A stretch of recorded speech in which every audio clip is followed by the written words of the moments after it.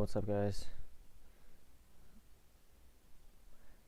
I'm gonna see if I can figure out how to um, add comments. I think you can. Supposedly, you're supposed to just click on it and show, but um, I don't know. I'll figure that out later. But okay, so let's just get started with it. So I'm gonna go over first the stocks from yesterday and what I think about those ones, and then go over today's gappers. So obviously yesterday's SPY, I told you guys, not a good short in pre-market, and look what it did. Like, this is the biggest move I've actually ever seen intraday. It was over 4,000%, so that was nuts. Um, but now if we take a look at the daily, you can see that it's failed off of this $46 level, and it had 350 million shares of volume traded. So that's a lot of resistance now created, and a lot of bag holders created. So that's going to be a really good short, possibly even today. The borrows are super expensive, so I'm not going to take it.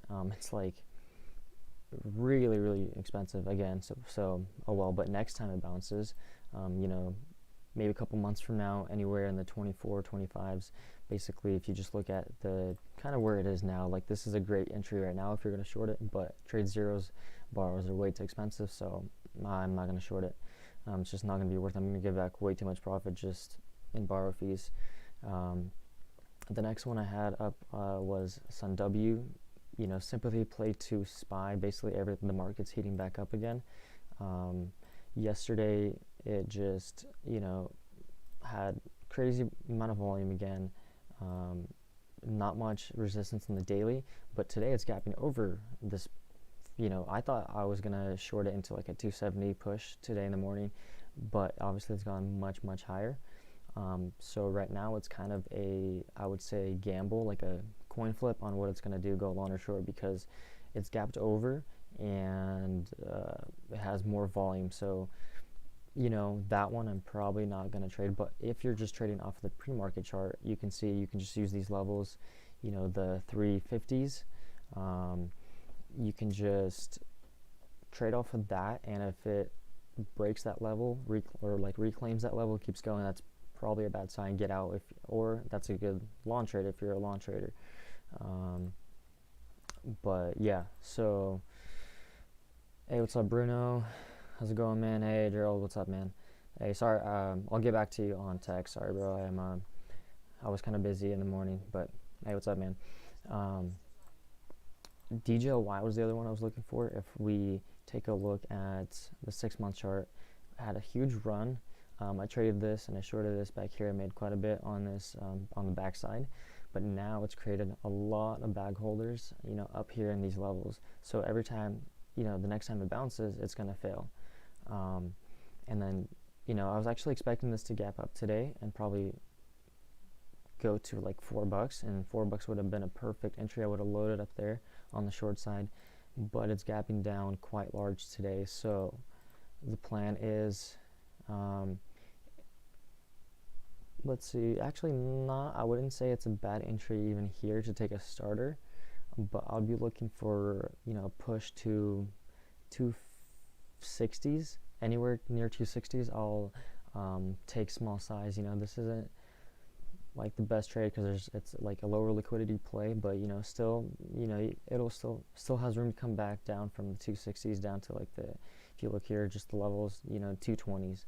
So that's a decent 15-20% move. So that would be the game plan on DJLY. Nikola, okay, that one is crashing. So this one's obviously, if you guys have been paying attention to this one is a fraud. They came out with the truck, and their ads on the truck were all fake. Now they're being sued for being a scammy company and everything. So this is probably going to go down to $10, mid-teens somewhere. I have this one on watch to basically short into pops. No like crazy game plan on this, but any strength is probably going to be sold into. Now let's go into today's gappers. So this one I took a short at 175, should have taken more shares, but I was taking the front side, so I didn't go full size, and then I covered into the 120s. So it took a 170, 120. That's a good move. Just on 5,000 shares, small starter, and it kept going lower. So right now on the OEG, I would be looking to reshort and load up on more size, probably like 10K shares, maybe 15K shares, maybe 20 actually, because this is a decent setup, that has a lot of range, a lot of room to come down, but I'm going to be looking for pops into 120s and 140s, and with ultimate, and then if it reclaims VWAP, keeps going, I'm out. That would be my risk on OEG. Pola, same sympathy play as like SunW and everything else, but the reason I like this one better is because we actually have a lot of resistance up in these levels, and it's not gapping over those levels on the daily. As you can see right now, it's at around $4. We have ultimate risk at $5, and everybody that bought up here is now stuck, and they never really had a chance to get out. They had a small little perk here, but it wasn't really nothing. Yesterday they had a chance to get out. The other thing is, though, these aren't my favorite charts, the ones that run, fail, and then the next day they gap up like huge, and then because sometimes they can keep on running. So this one's, you have to just watch out for if it reclaims, get out. But I think we're going to be okay on this one, because considering the pre-market chart, it was at $5.50.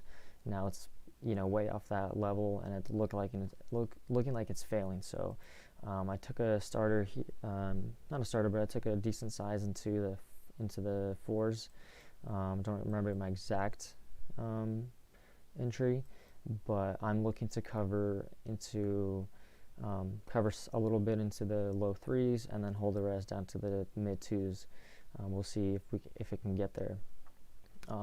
It's looking pretty good so far. It's looking like it's just rejected VWAP, so that's a good sign for us. As long as it's looking like it's going in the right direction. But again, if it reclaims VWAP and kind of keeps going, just be careful, and then I would probably cut it and reshort higher, somewhere near $5. The other one is Neat. So this one I also took, but I was a little bit early, so I will try to manage this trade as best as I can. But as you can see, it doesn't have the biggest resistance, like volume weighted resistance. We got like 30 mil here, 15 mil here, but these levels are pretty good levels to try to short off of. So if you're thinking about a starter, this isn't a bad entry. However, say it is a low float, you got to be careful on this one. And again, looking on the pre-market chart, it's looking a little heavy at this point. That, or it can obviously just consolidate and then keep going. So, and this is probably going to be one that a lot of newsletters, probably Ross, he's probably in this one. So you got to be careful for quick swipes up, quick swipes down. But I would say that this is probably looking like it might want to. Actually, I don't know. This is a tough one. It's kind of in this channel right now. So any break over 750 is going to keep going. Any break under 15, and I would say that it's confirmed backside. So if you want to be safe, I would wait for this 15 break and then short into pops, and then that's probably a safer trade there. So that's probably what I'm going to do as well. And CBAT I also took into the, I don't remember, into like the 130s, I think, or high 128s, 129 or something. I think that's my average. Took a small trade on it, probably only like 5K shares, just because this is more illiquid. But again, you look at the daily, this has good resistance. Again, it's lower volume, but again, the volume today, pre-market, is not very high, so probably a good shorts into these key levels here. And then obviously the chart here looks like it's double topped. Not my favorite pre-market chart. Again, it's more liquid. What was that? VWAP, that's what I want. Okay. And then also same game plan as Nicola on NIO, looking for any kind of strength to short into. This one's probably going to fade down to 15 bucks, maybe even lower. You know, like 16, probably 16s. Then hang around there for a while, and then, you know, and then keep going lower eventually. But so we still have like a dollar range on this. So if we can get any kind of strength to 18 bucks, 18 and a half, you know, that would be amazing. And then we'll kind of go from there. Mao, I think that's how you pronounce your name. Yeah, man. How's it going? And no problem. You know, I like doing this. Almost surely. Not really sure what what that means. Let me see if I can. Oh shoot! Sorry, I deleted your comment. My bad, man. I didn't mean to. Sorry, man. I'm trying to figure out how to put these comments onto the actual video, but you should come back on. So SPI, Jonathan. I talked about it earlier in the broadcast. So just kind of rewatch it. But if this is a good place to short it right now where it's at. It's probably going to go down lower. But borrows are really expensive at Trade Zero, so yeah. Hey, what's up, Callum? How's it going, man? Okay, so yeah, that's my game plan. And that's about it, guys. Just be safe. The thing is, like, the day after, you know, we had the first hot day, everybody's trying to short, everybody's trying to go long. There's going to be a lot of crowded play, there's going to be a lot of volume. So, you know, you can just wait for the open. You don't have to be in pre-market. Just kind of wait for some action, wait for things to set up, and then make a game plan off of that. Because, yeah, there's gonna be a lot of wild moves on a lot of these. And as you can see, huge gap list. Like, we haven't had a huge gap list in a very long time. So you can see the volume's coming back in. So we're gonna have a lot of good plays, guys. Just be patient for them.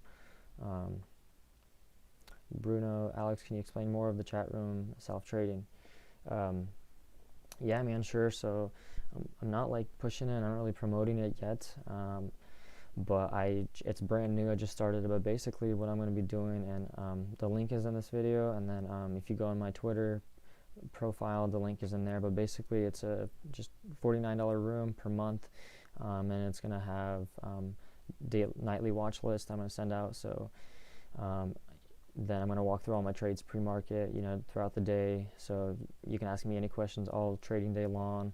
I'm going to probably be doing like live webinars as well, and just kind of just trying to help out as much as I can with anything. So that's what the room is about.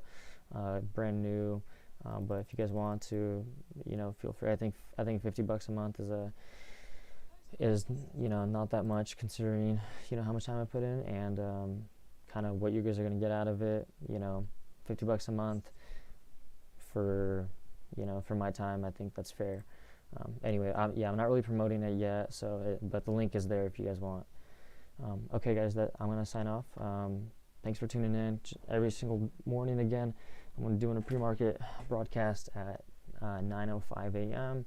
So I'll catch you guys later, and you know, if you guys have any questions, you guys can always reach out to me on Twitter. So, all right, guys. See you guys later.